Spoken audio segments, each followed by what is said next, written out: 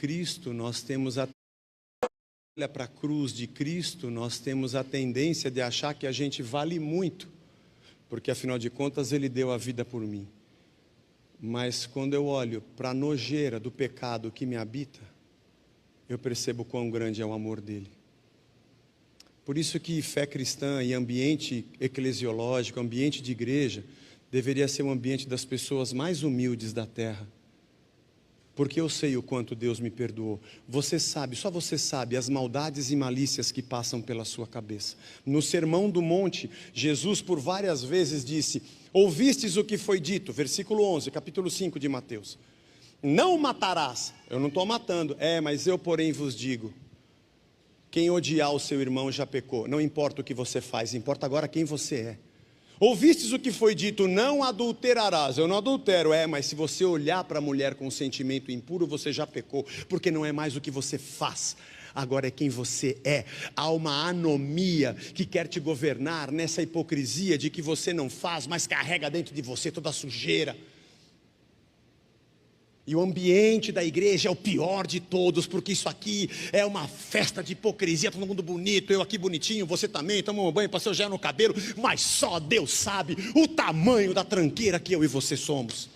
E aí a gente quer cantar de galo, um para cima do outro, fazer profecia, falar que é espiritual, vai para o inferno com a tua profecia.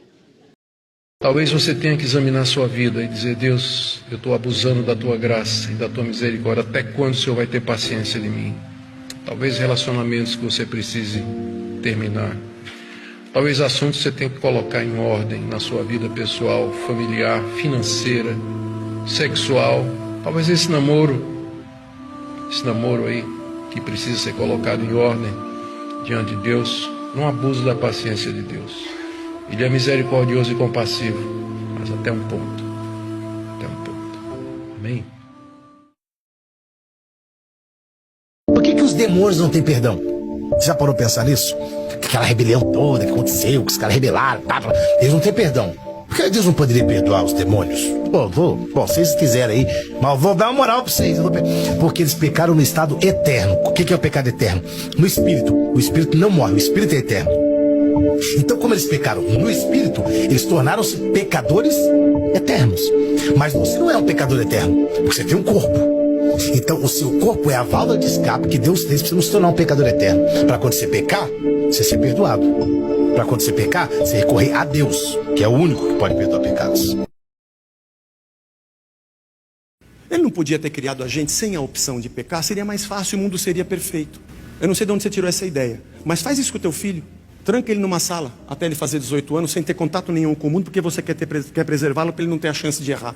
Ele vai sair de lá para te odiar o resto da vida. Porque o amor pressupõe liberdade.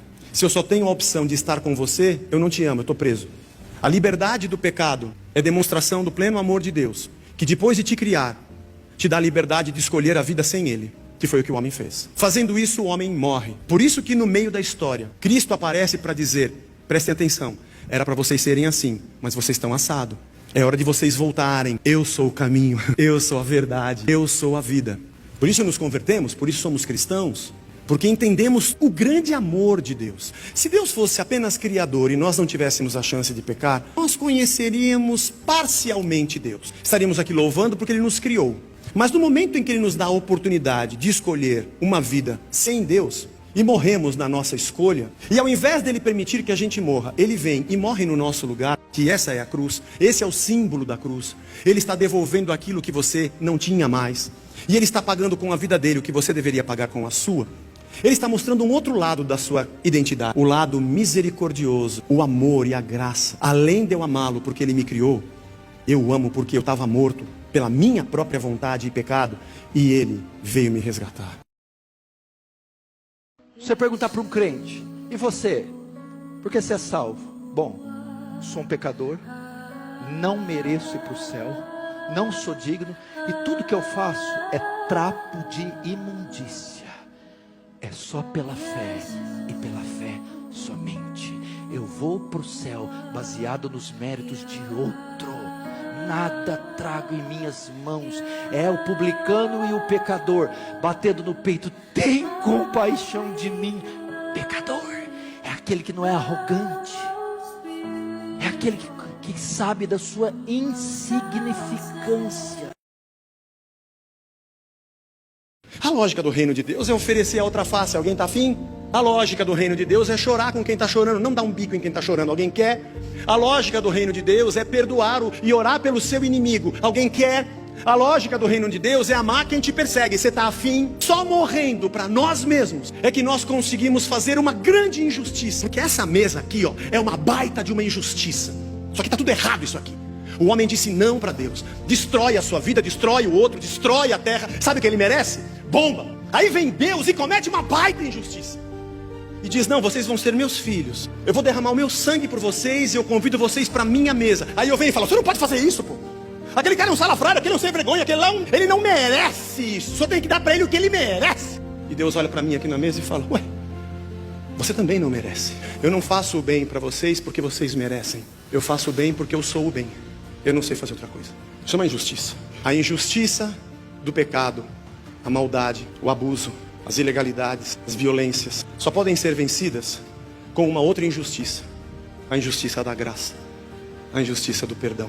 A injustiça da ofensa só pode ser superada pela injustiça da misericórdia. Enquanto nós formos retributivos, pagando o mal com o mal, nesse mundo do mal, nós vamos nos autoconsumir.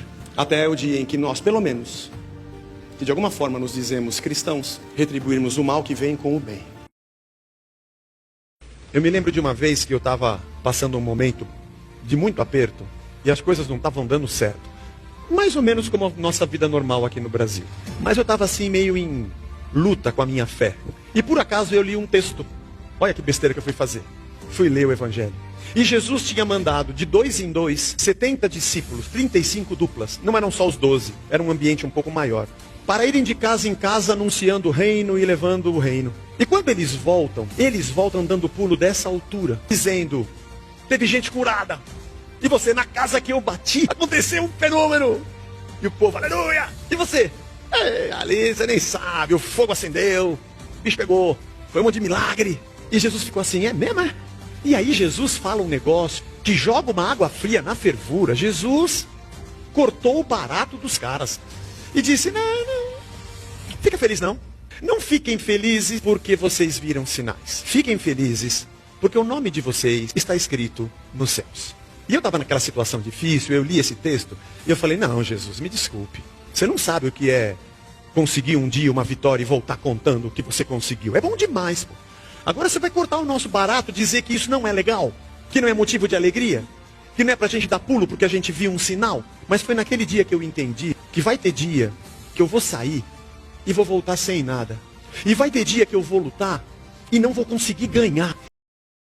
E não vou conseguir ganhar. E vai ter dia que eu vou tentar e a minha tentativa vai ser vã. Mas mesmo nesses dias que eu não tiver peixe e não tiver pão, eu vou me lembrar que o meu nome está escrito nos céus. E o pão da vida é quem me mantém de pé, com ou sem vitórias e sinais. Porque a maior delas é que o rei se fez gente. E é que o rei ressuscitou, subiu aos céus e desceu um pão que habita em mim, e ele me alimenta todo dia, seja no dia que eu choro, ou no dia que eu festejo, porque aprendi tudo nessa vida, como diz Paulo em Filipenses 4, já fui honrado e humilhado, já tive abundância e escassez, já ganhei muito e ganhei pouco, dane-se, eu tudo posso, naquele que me fortalece, posso ter e posso não ter, porque o pão de verdade nunca me falta. Dilate-se. Não seja um odre velho. Jesus não veio. Você tem que vir para Jesus para consertar a sua vida. Pode esquecer. Você tem que ir a Jesus para jogar fora a sua vida. Aquela pessoa é perfeita, é tão boa, só falta uma coisinha ou outra. Não venha colocar remendo novo em pano velho. Você precisa de um novo nascimento. Jesus não é alvo da minha campanha para resolver uma coisinha aqui e outra ali com um remendo novo num pano velho. Ele não quer consertar o joelho da minha calça, ele quer consertar o meu coração. Ele não quer colocar uma meia sola no meu sapato. Ele quer mudar a minha mente, a minha alma. Ele quer gente que morreu para nascer de novo. Eu sou o vinho novo. Neste caso, o vinho novo é muito melhor do que o velho. É o contrário. Se eu colocar as minhas palavras dentro de vocês, vocês vão ter que estar prontos para se expandir. Vocês vão ter que estar prontos para abrir o coração. Vocês vão ter que tirar muita coisa para dar espaço para a verdade de Cristo. Porque se você simplesmente colocar num odre velho, vai acontecer o que está acontecendo. Vocês estão rachando, vocês estão explodindo. E eu preciso falar com você que está me assistindo. Eu tenho encontrado muita gente que está sentindo muita pressão dentro de si. Porque ela está dentro de si. Porque ela está conhecendo o Evangelho. De repente, não sei por que cargas d'água, ela fez a besteira de ler a Bíblia. E a Bíblia acaba com a religião. Ela fez a besteira de ler os evangelhos. Ela caiu nessa doideira de ler os escritos de Paulo. E aí ela olhou para a religião que ela estava e falou assim: meu, tem alguma coisa errada aqui. Aí ela ficou louca. Ela começou a ouvir os pastores proibidos. E ela começou a falar: não, eu preciso de Cristo. Eu estou sem Jesus. Eu estou aqui, isso aqui é só religião. Isso aqui é só vento, não tem nada. Outros estão com medo. Tem gente com medo. O que está acontecendo? Ai, acho que Deus não está comigo. Deus está, não está. Se você está passando por isso, é porque tem um vinho novo fermentando dentro de você. Se você resistir a isso, você vai explodir. Porque o vinho de Cristo explode a religião. De dentro para fora. Mas se você estiver sentindo isso, isso é um excelente sinal. É um excelente sinal de que você está ouvindo o Evangelho. Quer um conselho? Seja um odre novo. Expande aí a sua cabeça. Dilata aí o seu coração. Deixa as coisas de Cristo entrarem e você vai sentir a alegria. Ninguém vai para o inferno porque comete pecado. Vai para o inferno aquele que não quer sentar na mesa de Cristo. Não sei se você está me entendendo. Você não vai ficar perfeito para ir para o céu. Pode tirar o cavalinho da chuva. Você vai melhorar a cada dia. Mas até o último suspiro, quando você morrer e eu morrer, morreu um pecador. Ainda no estado de pecado. Você acha que Jesus veio aqui na terra buscar pessoas perfeitas? Se ele viesse, ele voltaria para o céu dizendo: não deu certo. Todos nós somos pecadores. E agora nós vivemos uma condição cosmocaótica, onde a gente tem vontade de fazer o que é certo e luta contra o que está aqui, ó. Paulo diz em Romanos 7 que ele luta contra a sua própria carne, porque isso aqui quer fazer o que é errado, isso aqui tem uma natureza pecaminosa, está entranhado em nós, ninguém precisou nos ensinar. Nós temos que criar leis, educação, ensino, discipulado, tudo para tentar fazer o homem andar, porque ele é mau, nós somos maus. Quando a gente faz coisa boa, é porque Cristo habita em nós e nós lutamos, a nossa carne, o Espírito luta contra a nossa carne para a gente fazer a vontade de Deus. E você sabe quantas vezes você pediu perdão pelo seu pecado, o mesmo pecado, N vezes. E você luta contra aquele que... E se eu disser para você de onde se arrumou? E se eu disser para você de onde se arrumou isso, você vai falar assim: não sei, Zé, eu nasci com isso aqui. Não sei de onde veio. E eu vou dizer para você: é isso mesmo, você nasceu com isso aí. Isso chama-se natureza pecaminosa. No seu caso é isso aí, o outro é aquele outro ali, o outro é aquele outro, mas cada um de nós temos uma luta contra nós mesmos, cada um de nós. Até quando? Até que venha a consumação. E aí venha o estado perfeito de cosmos, onde nós teremos o nosso corpo transformado, revestido de incorruptibilidade, como Paulo fala em 1 Coríntios 15, e num estado onde nós vivemos com Deus, e onde a lei no nosso coração é a verdade do Senhor, e isso vai acontecer lá na frente. Por enquanto aqui a gente está na guerra, estamos no pau. Ele come com publicanos e pecadores, vocês não estão entendendo. Só tem gente perdida aqui. Eu sou aquele que faço a loucura de deixar a minha glória para vir atrás das ovelhas que estão perdidas. Agora, se vocês acham que não estão perdidos, continuem como vocês acham. Afinal de contas, nós não cremos em Cristo, nós cremos nos Cristos que nós interpretamos.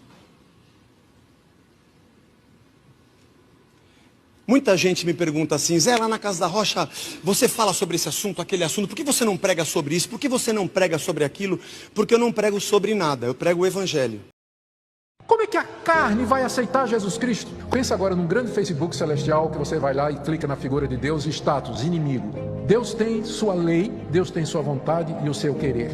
A carne se revolta contra Deus, quebra a lei de Deus, coloca Deus como inimigo dela e o resultado disso é a morte.